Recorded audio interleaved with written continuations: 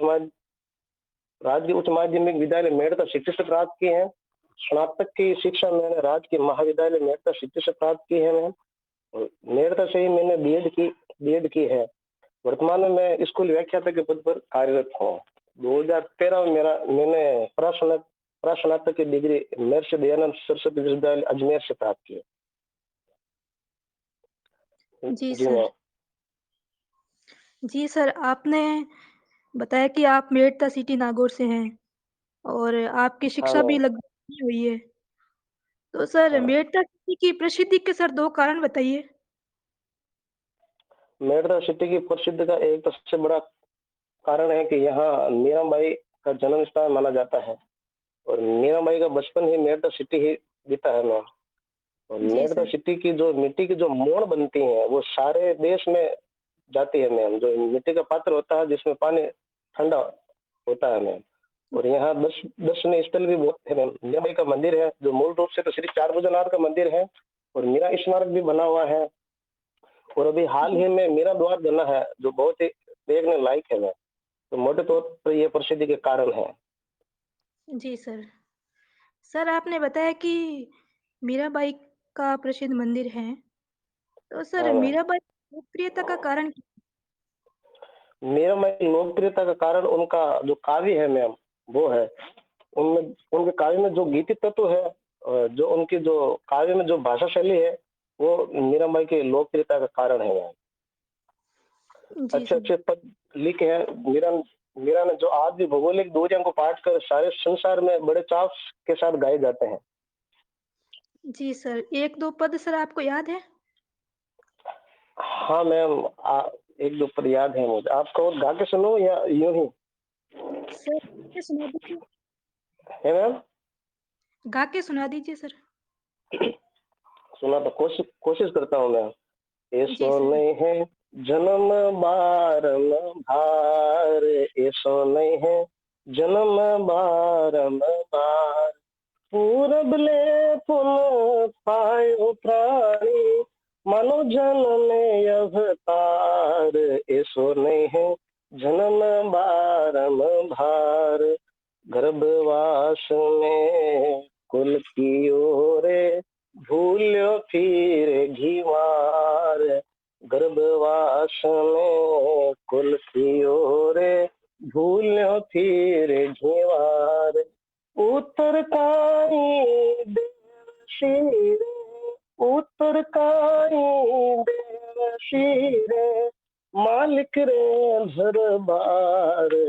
ऐसो नहीं जन्म बारम भार।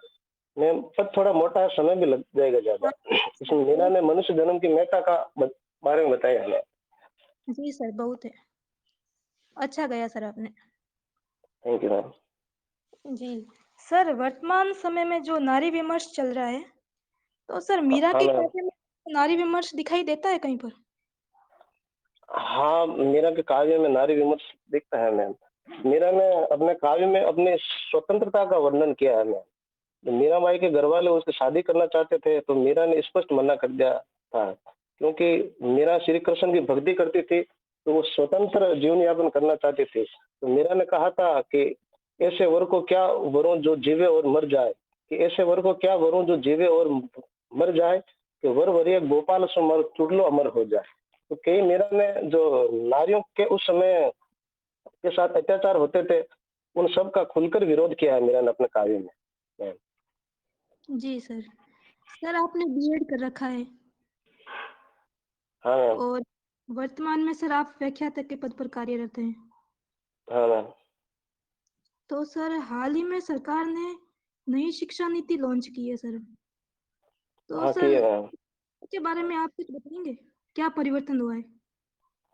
शिक्षा नीति में एक साक्षात्कार का दिया हमें कि आने वाले दिनों में साक्षात्कार की प्रक्रिया लागू होगी। और जो ड्रॉप आउट जो बच्चे हो रहे हैं जो ग्रामीण क्षेत्र में उनको भी जोड़ने का पुरजोर तरीके से समर्थन किया गया है। जो किन कारणों से बच्चे जो स्कूल से जुड़ नहीं पाते हैं। और बालिकाओं के लिए भी बहुत ही अच्छे उसमें नियम बनाए हैं मैम ताकि ज्यादा से ज्यादा लड़कियां जुड़ सके और जो बालिका शिक्षा का भी प्रोत्साहन मिल सके मैम। जी सर। आप सर नागौर जिले से हैं, तो सर नागौर जिले का ऐतिहासिक महत्व बताइए? नागौर जिले का ऐतिहासिक, धार्मिक और हर दृष्टि से महत्व है मैम कि नागौर में जो एक ऐतिहासिक युद्ध हुए उनमें भी नागौर का महत्वपूर्ण स्थान है। जैसे नागौर में जो ऐतिहासिक दृष्टि से जो किले बने हुए हैं, जैसे नागौर का खुद का ही किला है जो अहि छतरपुर दुर्ग के नाम से जाना जाता है। और यहाँ पर अकबर ने दरबार भी लगाया था 1570 में। उस समय जो मारवाड़ के लगभग जो राजा महाराजा थे वो यहाँ आए भी थे मैम। जी सर। ऐतिहासिक दृष्टि से बहुत, हाँ। सर नागौर दरबार का मुख्य उद्देश्य क्या था सर अकबर अकबर का? नागौर दरबार का मुख्य उद्देश्य ये था कि अकबर उस राजाओं जो अकबर के नियंत्रण में नहीं आना चाहते थे, उनको अपने शक्ति प्रदर्शन कर उनको अपने नियंत्रण में लाना चाहते थे अकबर। जी, जी सर। हाँ, एक सर गिंगोली का युद्ध हुआ था, हाँ, गंगोली का युद्ध हुआ था। तो सर ये किसके मध्य हुआ? कुछ बताएँगे आप इसके बारे में? ये गंगोली का युद्ध में हम जो मेवाड़ की राजकुमारी थी कृष्णा कुमारी, उसके जी, उसको लेकर हुआ था। यहाँ एक तो जोधपुर की सेना और जयपुर की और अजमेर की सेना यहाँ परबतसर के पास एक जगह है गंगोली। क्योंकि ये जो परबतसर के ये केंद्र में आ गया था, तीनों ये जो जगह है ना मैं, मेवाड़, जी, मारवाड़ और ये जयपुर के लगभग ये बीच में आ गया था, तो यहाँ पर एक भयंकर युद्ध हुआ था, ये गंगोली का युद्ध। जी सर। इसमें सर विजय किसकी हुई, इस बारे में आपको कुछ पता है?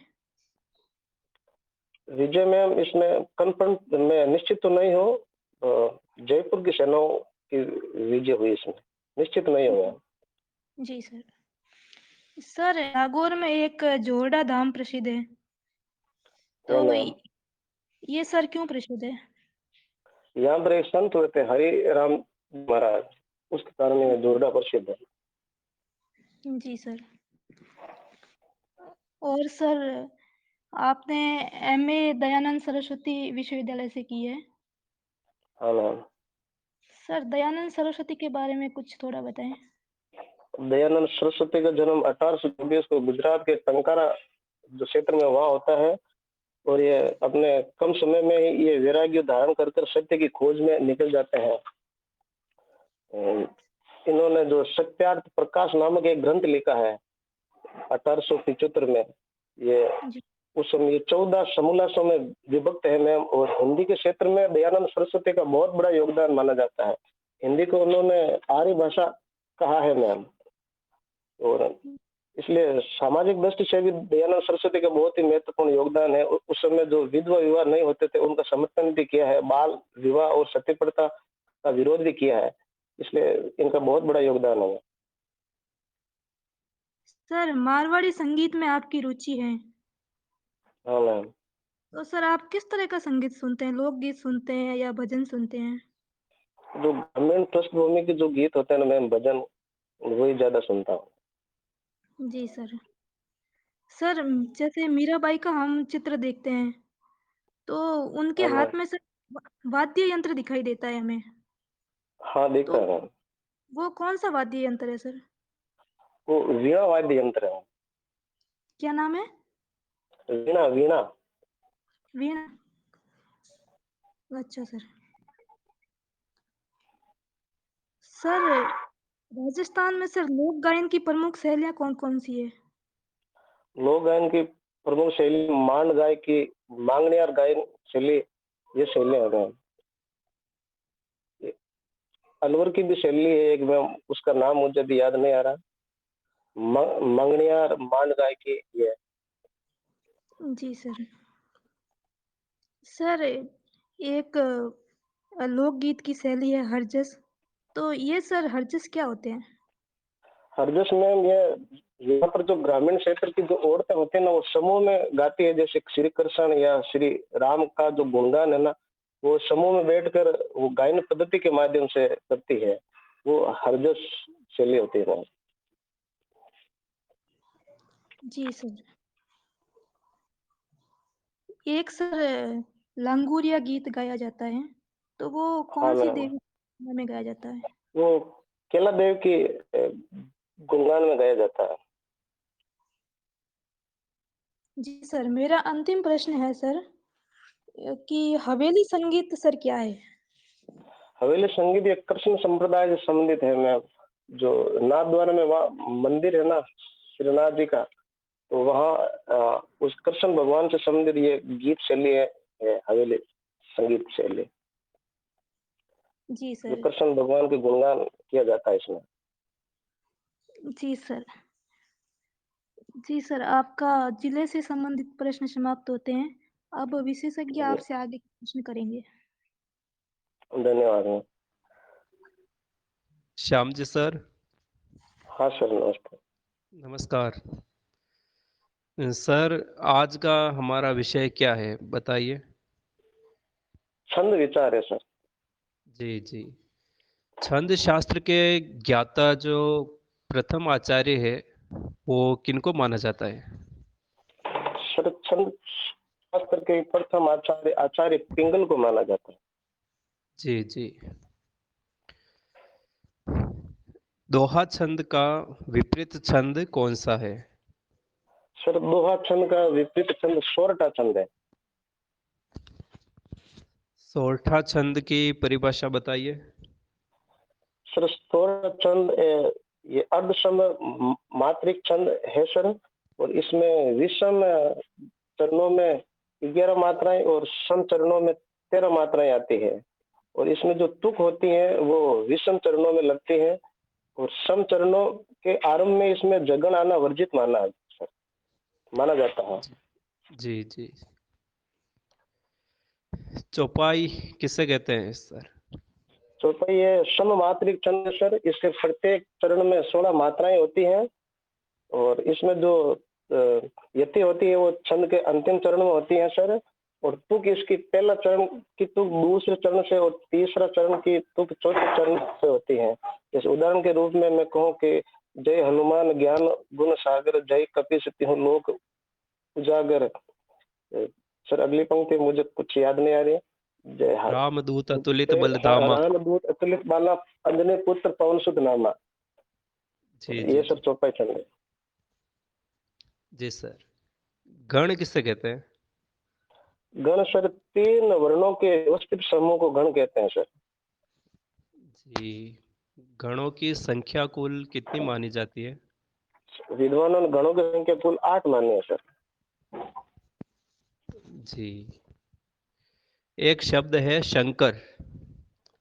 इस शब्द में कौन सा गण होगा? शंकर 2 1 1 सर। जिसमें अगर वो सूत्र है तो सर यमाता रास आपको थोड़ा समय तो लगेगा सर।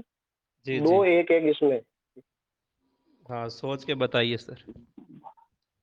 बगन है सर। बार मास 2 1 1। जी, बहुत अच्छा सर। धन्यवाद सर। कुंडलिया छंद है, ये संयुक्त हाँ छंद सर। है, क्यों? हाँ सर कुंडलियां ये विषम मात्रिक छंद माना जाता है। और इसमें जो 2 छंद मिलकर ये बनाया जाता है, इसे गाथा छंद की भी कहते हैं। इसमें दोहा और रोला छंद मिलकर ये छंद बनता है। जो इसके जो छह या पाद या दल भी कहते हैं सर। उसमें से जो शुरुआत के जो 2 दल होते हैं उसमें दोहे के लक्षण होते हैं। और अंतिम जो 4 में उसमें रोला के लक्षण होते हैं सर। कुंडलियां जैसे कि जी जी। कुंडली सर लाठी में गुण बहुत है सदा रखिए संग, गहरे नद नाला जहां तहां बचावे अंग, तहां बचावे अंग झपट कुत्ते को मारे, दुश्मन दावा घेर तो ही को जारे, कहे कवि, कहे कवि गिरधर राय। सर अभी मैं कुछ पंक्तियां भूल रहा हूँ, मैं कोशिश कर रहा हूँ सर। दुश्मन बहुत दावा अच्छा गिर सर। ताही को जारे, कहे गिरधर कहे गिरधर कवि राय सुन हो रे मेरे बाटी, सब हथियार को छोड़ हाथ में लीजिए लाठी। सर जी सर। गिरधर की और कोई कुंडली याद है क्या आपको?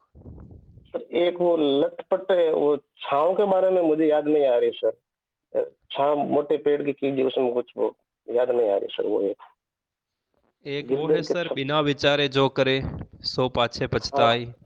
हाँ बिल्कुल सर। ये याद हो तो सुना दीजिए सर। सर ये याद नहीं है सर। कोई बात नहीं सर। सर। छप्पे तो इनका याद है सर। हाँ।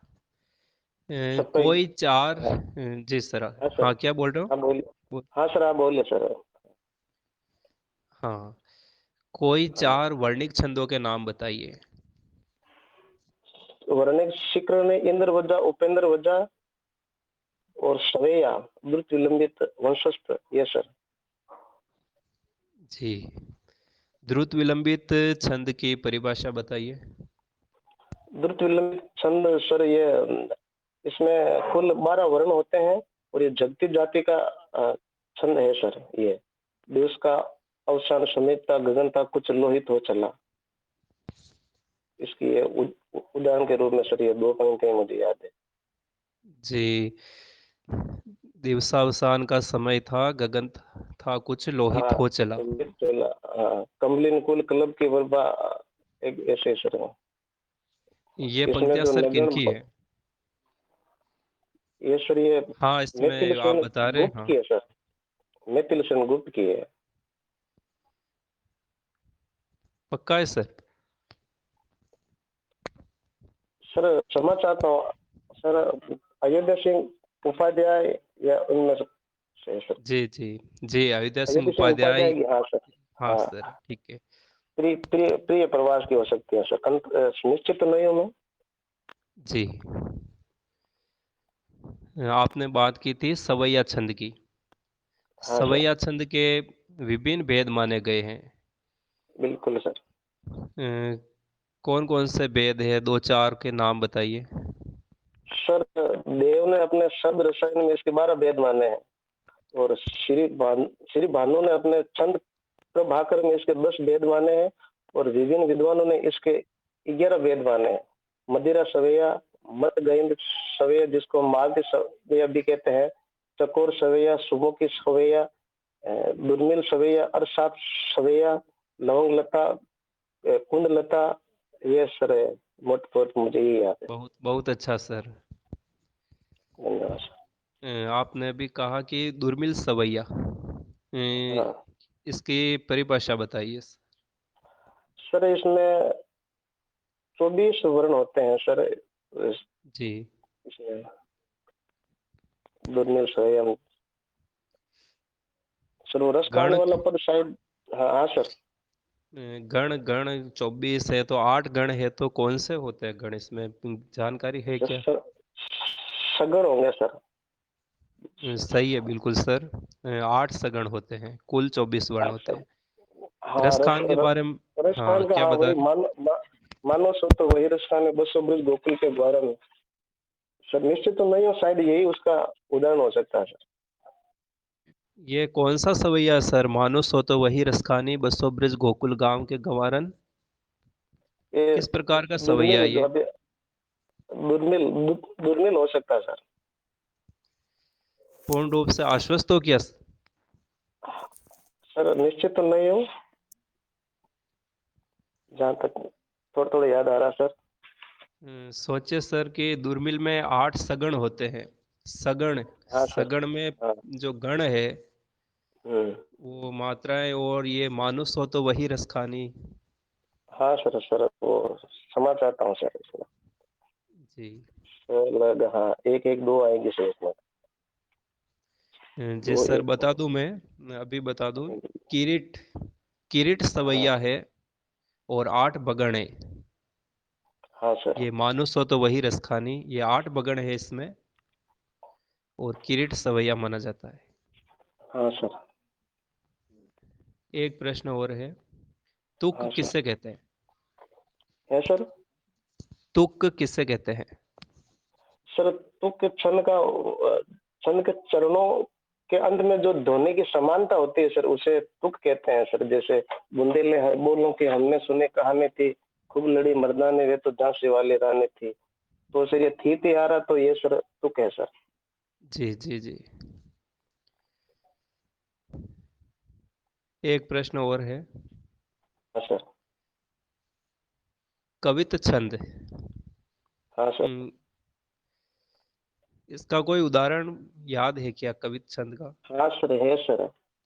सुना दीजिए सर। कुछ मरे बेल गरिया गरियार, मरे वे अड़ियल टट्टो, मरे कृक्षा नार, मरे वह खसम निखटो, कि बामन वो मर जाए जो ले हाथ मदिरा पावे, पूत वो मर जाए जो कुल में दाग लगावे, अरु बेनिये वो राजा मरे तबे तबे भरी ने सोइए, वेताल के सुनो विक्रम एते मरे ने रोइए। Yes sir. जी सर, बहुत अच्छा और धन्यवाद आपका सर। साक्षात्कार पूर्ण हुआ। धन्यवाद सर। धन्यवाद।